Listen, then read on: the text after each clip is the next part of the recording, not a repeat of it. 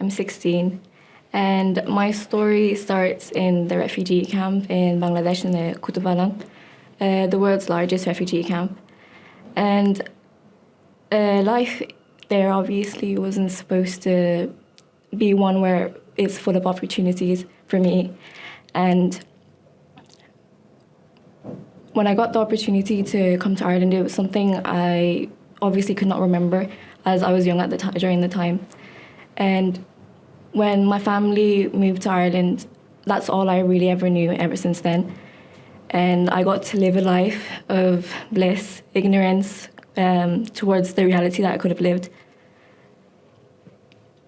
Growing up in Ireland, I never really felt left out, even though I looked physically different.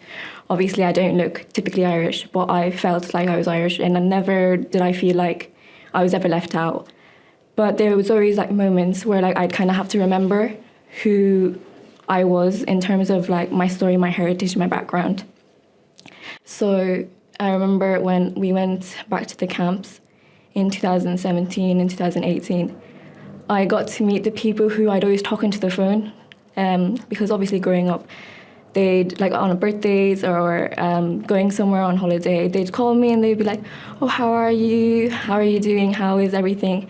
And my dad would tell me, "Oh, this is your grandma, this is your auntie."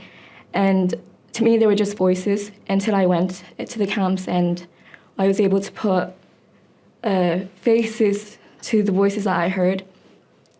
And I got to actually hold these people. I got to have conversations with them. And I understood who they were as people as well. I was like, "Oh, this is my auntie. This is what it feels like to have an auntie. This is what it feels like to have a granddad near me." And one really, memory that stuck with me till now was when he taught me how to plant a tree. Because obviously in the camps, it's overcrowded. People don't own anything there. So he brought me outside one sunny day, and it was near the watering hole where the water pump is. And he got a bucket of water, and he got this small tree that's a few meters tall. And it was a guava tree, and he chose a guava tree because it was my favorite. And he planted it, and he was telling me, I remember the color of the soil as well, because in the camps there's a kind of, if you will, sand kind of texture, and it's a kind of brownish in color. It's not like Irish dirt where it's darker. It's more tan.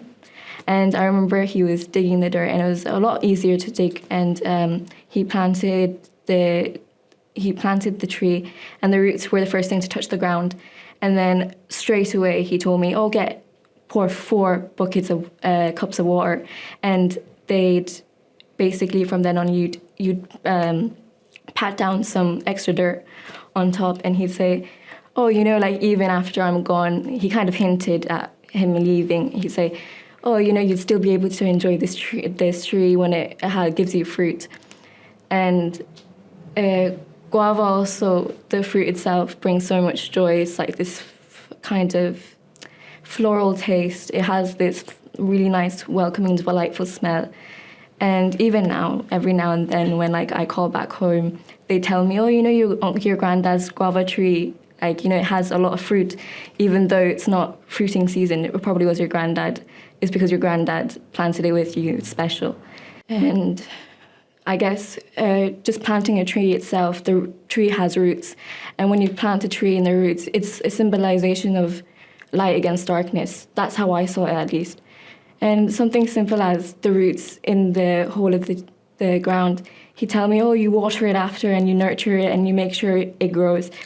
Because as long as the tree has its roots and doesn't forget where its roots are, it can always grow. No matter how many times people cut it down, it will still remain there as long as the roots are there, strong and firm.